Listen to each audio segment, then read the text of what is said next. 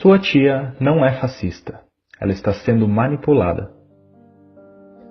Você se pergunta como um candidato com tão poucas qualidades e com tantos defeitos pode conseguir o apoio quase que incondicional de grande parte da população? Você já tentou argumentar racionalmente com essas pessoas, mas parece que elas estão absolutamente decididas e te tratam imediatamente como inimigo no mais leve aceno de contrariedade? Até sua tia, que sempre foi fofa com você, agora ataca seus posts sobre política no Facebook? Pois bem, vou te contar uma história. O principal nome dessa história é um sujeito chamado Steve Bannon. Bannon tem uma visão de extrema-direita nacionalista. Ele possuía um site no qual expressava seus pontos de vista, que flertavam com o machismo, com a homofobia, com a xenofobia, entre outros. Porém, o site era de pouca visibilidade, e seu sonho era de que suas ideias se espalhassem com mais força em todo o mundo. Para isso, Bannon contratou uma empresa chamada Cambridge Analytica. Essa empresa conseguiu dados do Facebook de milhões de contas de perfis por todo o mundo, de todo tipo de dado acumulado pelo Facebook, curtidas, comentários, mensagens privadas. De posse desses dados e utilizando algoritmos, essa empresa poderia traçar perfis psicológicos detalhados dos indivíduos. Tais perfis seriam então utilizados para verificar quais indivíduos estariam mais predispostos a receber as mensagens. Aqueles com disposição de acreditar em teorias conspiratórias sobre o governo, por exemplo, ou que apresentavam algum sentimento de contrariedade ao cenário político atual. A estratégia seria fazer com que esse indivíduo suscetível a essas mensagens mudasse seu comportamento, se radicalizasse. Como as pessoas passaram a receber as notícias e a perceber o mundo principalmente através das redes sociais, não é difícil manipular essas informações. Se você pode controlar as informações que uma pessoa tem acesso, você pode controlar a maneira com que ela percebe o mundo, e com isso influenciar a maneira como se comporta e age. Posts no Facebook podem te fazer mais feliz ou triste, te deixar com raiva ou com medo. Os algoritmos sabem identificar as mudanças no seu comportamento pela análise dos padrões de suas postagens, curtidas e comentários. Assim, indivíduos com perfis de direita e seu tradicional discurso "não gosto de impostos" foram radicalizados para perfis paranoicos em relação ao governo e a determinados grupos sociais. A manipulação poderia ser feita, por exemplo, através do medo, com o bordão "o governo quer tirar suas armas". Esse tipo de mensagem estimula um sentimento de impotência e de incapacidade de se defender. Estimula também um sentimento de "somos nós contra eles", o que fecha a pessoa para argumentos racionais. Sites e blogs foram fabricados com notícias falsas para bombardear diretamente as pessoas influenciáveis por esse tipo de mensagem. Além disso, foi explorado também o sentimento anti-establishment, anti-mídia tradicional e anti-tudo isso que está aí. Quando as pessoas recebiam várias notícias de forma direta e não viam essas notícias repercutirem nos jornais, chegavam à conclusão de que a grande mídia mente e esconde a verdade da qual elas agora sabem. Se antes a mídia tradicional podia manipular a população, a manipulação teria que ser feita abertamente aos olhos de todos. Agora todos temos telas privadas que nos mandam mensagens diretamente. Ninguém sabe que tipo de informação a pessoa ao lado está recebendo ou quais mensagens estão construindo sua percepção de realidade. Com esse poder nas mãos, Bannon conseguiu popularizar entre os jovens a alt-right, movimento de extrema-direita americano, que resultou nos protestos Unite the Right no ano passado em Charlottesville, Virgínia, e que tiveram a participação de supremacistas brancos. Bannon trabalhou na campanha presidencial de Donald Trump e foi estrategista de seu governo.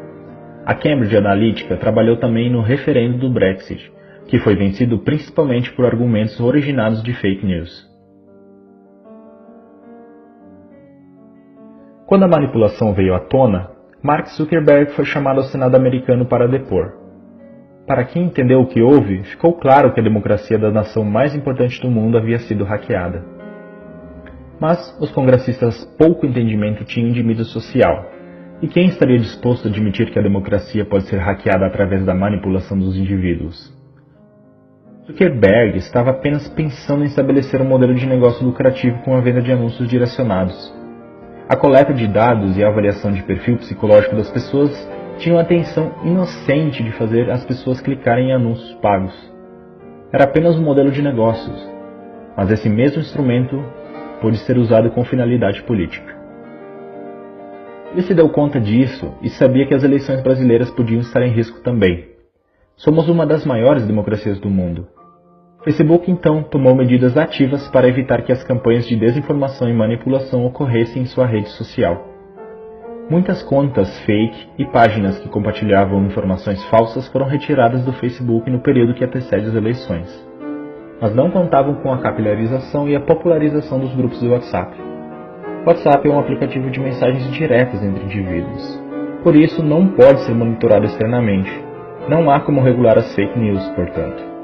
Fazer um perfil fake no WhatsApp também é bem mais fácil do que em outras redes sociais e mais difícil de ser detectado. Lembra do Steve Bannon, que sonhou com o retorno de uma extrema-direita nacionalista forte mundialmente? Que tinha ideias que são classificadas como anti-minorias, racistas e homofóbicas, e que usou um sentimento difuso ante tudo que está aí e o medo de os homens se sentirem indefesos para conquistar adeptos? Pois bem, ele se encontrou em agosto com Eduardo Bolsonaro. Bolsonaro disse que Bannon apoiaria a campanha de seu pai com suporte e dicas de internet. Bannon é agora um consultor eventual da campanha. Bolsonaro é o candidato ideal para ele, porque compartilha suas ideias no cenário ideal, um país passando por uma grave crise econômica e com a população desiludida com sua classe política. Logo depois de manifestações de mulheres nas ruas de todo o Brasil e do mundo contra Bolsonaro, o apoio do candidato subiu, entre o público feminino, de 18% para 24%. Um aumento de 6 pontos depois da grande parte das mulheres se unir para demonstrar sua insatisfação com o candidato. Isso acontece porque, de um lado, a grande mídia simplesmente ignorou as manifestações e, por outro, houve um ataque preciso às manifestações através dos grupos de WhatsApp pró-Bolsonaro. Vídeos foram editados com cenas de outras manifestações, com mulheres mostrando seios ou quebrando imagens sacras, mas utilizadas dessa vez para desmoralizar o movimento Ele Não entre as mais conservadoras. Além disso, Eduardo Bolsonaro veio a público logo após a manifestação e declarou: "As mulheres de direita são mais bonitas que as de esquerda. Elas não mostram os peitos e nem defecam nas ruas. As mulheres de direita têm mais higiene." Essa declaração pode parecer pueril ou simplesmente estúpida, mas é feita sob medida para estimular um sentimento de repulsa para com o outro lado. Isso não é nenhuma novidade. A máquina de propaganda do nazismo alemão associava os judeus a ratos. O discurso era de que os judeus estavam infestando as cidades alemãs, assim como os ratos. Esse é um discurso que associa o sentimento de repulsa e nojo a uma determinada população, o que faz com que o indivíduo queira se identificar com o lado, entre aspas, limpo da história. Daí os 6% das mulheres que passaram a se identificar com Bolsonaro. Agora é possível compreender por que é tão difícil usar argumentos racionais para dialogar com o eleitor do Bolsonaro. Você se dá conta, agora, do nível de manipulação emocional a que seus amigos e familiares estão expostos? A pergunta é: o que fazer? Não adianta confrontá-los e acusá-los de massa de manobra. Isso só vai fazer com que eles se fechem e classifiquem você como um inimigo do outro lado. Ser chamado de manipulado pode ser interpretado como ser chamado de burro, o que só vai gerar uma troca de insultos improdutiva. Tenha empatia. Essas pessoas não são tolas ou malvadas. Elas estão tendo suas emoções manipuladas e sendo submetidas a uma percepção de realidade bastante diferente da sua. Tente trazê-las aos poucos para a razão. A única maneira de mudar seu pensamento é fazer com que tais pessoas percebam sozinhas que não há argumentos que fundamentem suas crenças e as notícias veiculadas de maneira falsa. Peça para que a pessoa defenda racionalmente suas opiniões políticas. Esteja aberto para ouvi-la, mas continue sempre perguntando mais e mais, até ela perceber que chegou num ponto em que não existem argumentos para responder. Pergunte, por exemplo, por que você decidiu por esse candidato? Por que você acha que ele vai mudar as coisas? Você acha que ele está preparado? Você conhece as propostas dele? Conhece o histórico dele como político? Quais realizações dele você aprova? Se perceber que a pessoa não está pronta para debater, retire-se da discussão. Não agrida nem ofenda. Isso é um comportamento que radicalizaria o pensamento do somos nós contra eles. Tenha em mente que os discursos que essa pessoa acredita foram incutidos nela de maneira que houvesse uma verdadeira identificação emocional, se tornando uma espécie de segunda identidade. Não é de uma hora para outra que se muda algo assim. Duas das mais importantes democracias do mundo já foram hackeadas, utilizando tais técnicas de manipulação. O alvo atual é o nosso país. Não vamos deixar que essas forças nos joguem uns contra os outros, rasgando nosso tecido social de maneira irrecuperável.